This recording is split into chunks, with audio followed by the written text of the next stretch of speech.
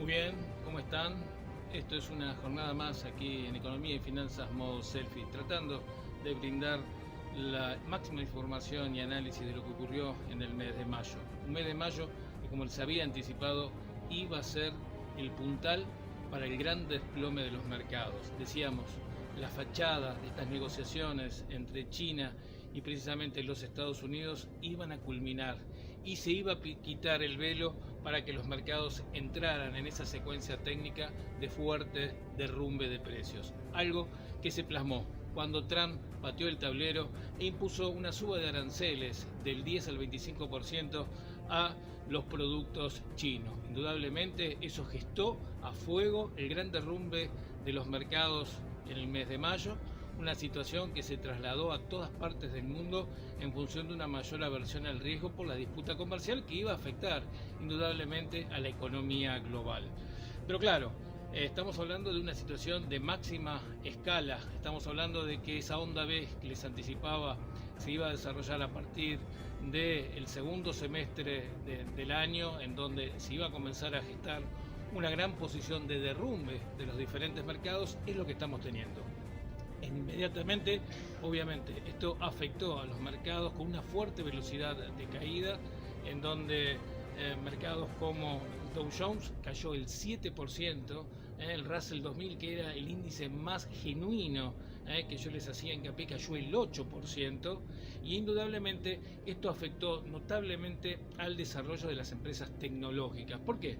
Porque la disputa entre los Estados Unidos y China también hay que emparentarlo por una cuestión personal ya de Trump hacia el resto del mundo, en donde ya está teniendo problemas incluso en sus pares políticos en los Estados Unidos. Claro, también se enfrentó a los problemas, más allá de los aranceles, a las cuestiones que hacen a las empresas, como la disputa hacia Huawei y las implicancias que generó en el sector de semiconductores. Esto obviamente impactó a fuertes derrumbe, una de las más importantes, Nvidia, estamos hablando de un desplome del 23%, Micron, bajas del 20%, más allá de algunos emblemas dentro del sector tecnológico, como el caso de Google, que perdió un 9% para focalizar un poco la situación de las blue chip. Una situación que podemos decir trajo aparejado otras cuestiones sobre el cierre del mes. La situación de Trump mostró esta posición de ir por todo y afectó obviamente a una disputa que ya viene de hace tiempo apenas asumido su gobierno, que era México, y amenazó con la imposición de aranceles para contener obviamente el fluido de inmigrantes. Esto obviamente catapultó nuevamente el desplome de esta secuencia técnica que vemos advirtiendo aquí en Economía y Finanzas modo selfie ya de hace 2 años, que los mercados emergentes se disponen en el cierre del 2019 hasta el 2021 una crisis financiera de grandes proporciones, de manera cíclica, de manera gradual y a cuentagotas. Por eso que van en diferentes etapas y por ello que tuvimos el gran salto del dólar en México en la última jornada del mes de mayo. Mes de mayo que les decía, cambiaba el comportamiento cíclico de los mercados para entrar en el gran derrumbe del segundo semestre. Decimos, el peso argentino se devaluó el 1%. En cuanto al yuan, que era el más afectado, decíamos que la secuencia técnica del dólar contra el yuan no nos mostraba la posibilidad del acuerdo y esto se fue plasmando en un 2,5% de devaluación para el precio del yuan, que también se ubicó de manera superior en cuanto al grado de devaluación a lo que aconteció en México, con una devaluación del 3% para el peso mexicano. Decíamos, esto va a resquebrajar aún más las expectativas del crecimiento global. Para darles un ejemplo, en el mes de abril las ventas minoristas en China cayeron en los niveles más bajos en 16 años, lo cual demuestra este proceso de glaciación económica global que va a comenzar a desarrollarse en los próximos meses de cara a los próximos 2 años. Decíamos, una situación importante de aversión al riesgo, una aversión al riesgo que se plasma también en la Argentina, que sigue siendo, a mi juicio, el emblema del crash emergente, con un riesgo país que termina en 980 puntos, con un crecimiento de 3% en el mes de mayo. Ustedes me dirán, ¿cuestiones políticas? No, se presentaron ya prácticamente el organigrama político de cara a las elecciones. El día posterior a que se conoció precisamente el gran cuco de los mercados, o que los medios pretenden focalizar, que era precisamente la candidatura de Cristina Fernández, junto con la dupla con Fernández, en su cargo de postulante a la presidencia. Los mercados siguieron moviéndose en función de los caudales, podemos decir, razonables, que es precisamente el ciclo de los mercados emergentes. Una situación que indudablemente va a traer cola en las próximas semanas y o meses. Recuerden, el pronóstico que lancé a principios de año era que la crisis del clímax, de esa crisis 3990 Argento, que era la crisis del 89 y el 2001 juntas a partir del mes de junio, daba comienzo. Así que las próximas semanas a tener mucho cuidado, porque ese estudio está plasmado por la sincronicidad cíclica del derrumbe de los mercados globales.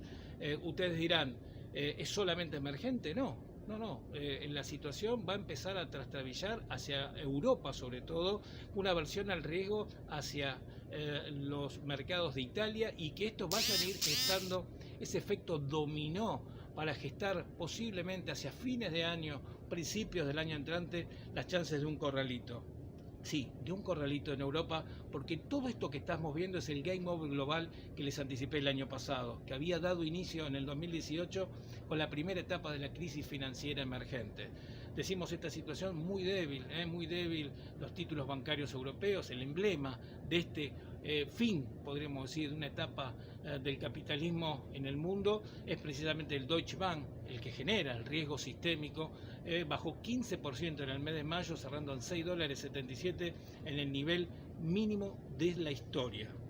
Indudablemente vemos una situación que hablamos de Europa, hablamos de los Estados Unidos. ¿Qué pasó en la Argentina? Bueno, en la Argentina, en esta posición de recuperación, de rebote técnico para el índice Merval, se vio plasmado indudablemente con cierto esfuerzo para esta entrada de la Argentina a mercado emergente. Mercado emergente, un gran verso para los medios de comunicación.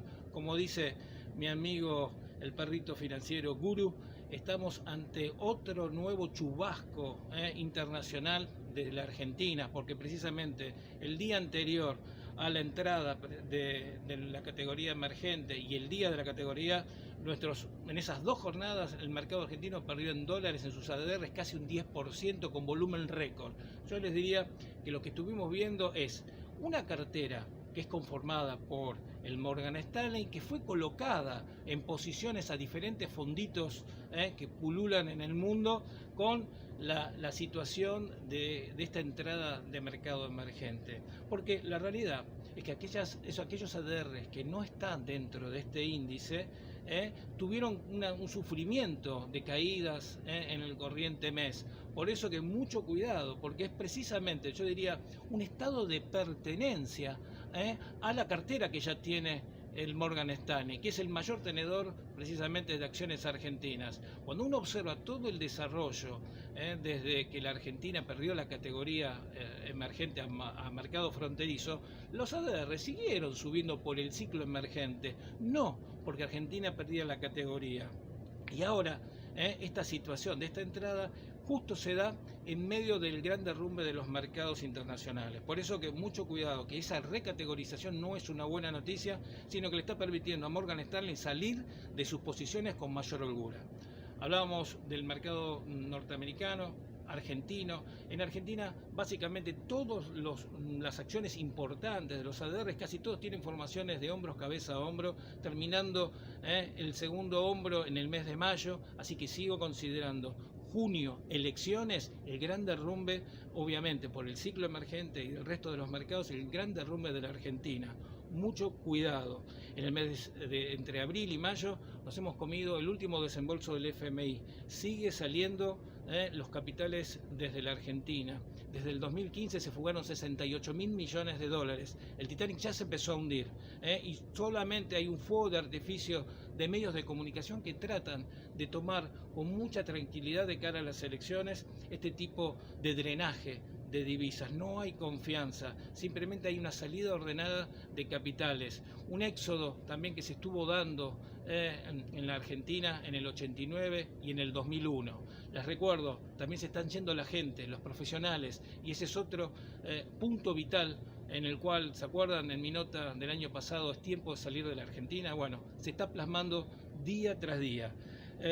Para citar algunos emblemas, en este último mes, es una colocación de una salida a oferta pública como en los Estados Unidos, como fue Uber, grandísimo en cuanto a soporte, una de las más importantes de los últimos 15 años, y esto hay que tener en cuenta que salió mal.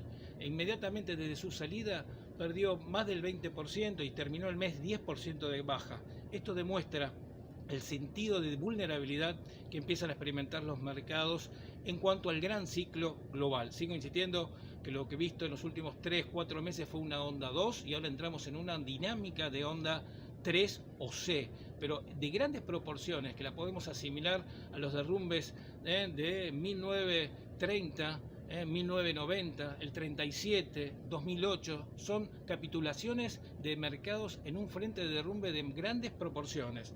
En cuanto a la situación en Argentina, para focalizar en cuanto a la economía, bueno, datos, 53% cayeron las escrituras en el mes de abril. Fiat y Renault tratan de juntarse, de gestar una fusión en medio de la debacle económica global y cómo pueden tratar de sobrevivir en un mundo cada vez más competitivo y con una fuerte desaceleración de crecimiento.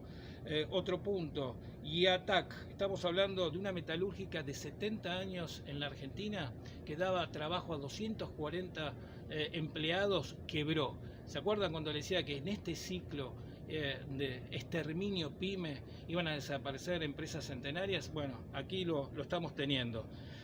Una situación que hay que tener en cuenta. La debilidad que hace a las monedas también se traslada en función a los datos de la economía ahogada por las altas tasas que se mantienen en el 70%. El Producto Bruto argentino cayó 6.5 en el mes de marzo. Recuerden mi expectativa de una situación de caída del PBI de la Argentina en el 2019 en torno al 4 o al 5%, algo que no se ve precisamente de la crisis del 2002.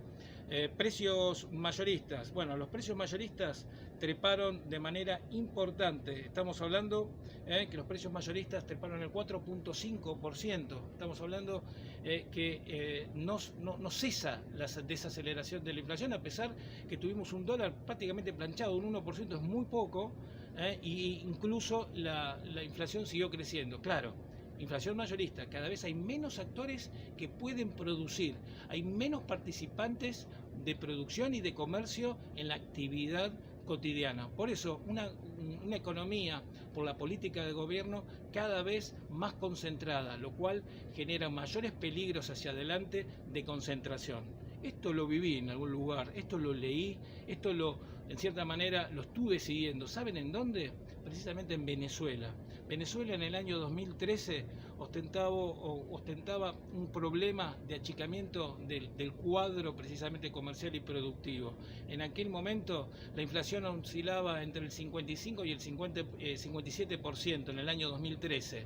Y, casualidad, el tipo de cambio terminó en niveles de 65. Tranquilamente podríamos terminar en esos valores en el corriente año. Recuerden mi expectativa de 73 como posible nivel a alcanzar en el corriente año. Como vemos, la Argentina se acerca al desenlace final. Esta expectativa de que el gobierno de Mauricio Macri tendría un shock externo como el que padeció Raúl Alfonsín en el último tramo es lo que sigo considerando en los próximos meses. Insisto, junio comienza con el gran desplome global, algo que no lo vimos tal vez desde el 2008, desde el año 2000, o incluso del crack de 1987. Insisto, el semestre junio, noviembre, diciembre va a traer aparejado el gran derrumbe global, el cambio de eje tal vez en el circuito financiero internacional y la Argentina con las chances de este colapso que advertí en el mes de enero. Que tengan un muy buen fin de semana. recapaciten en función a dónde se dirige la Argentina y el mundo, que las próximas semanas vamos a tener más información. Ustedes me pueden seguir a través de la cuenta de Twitter en @compa1968, que ahí van a tener toda la información global de todos los días. Desde ya, en algunos medios de comunicación como en A24 es muy habitual, o en Google, con mis videos de economía modo selfie y de otros tipos de información. Desde ya, muy buen fin de semana para todos ustedes.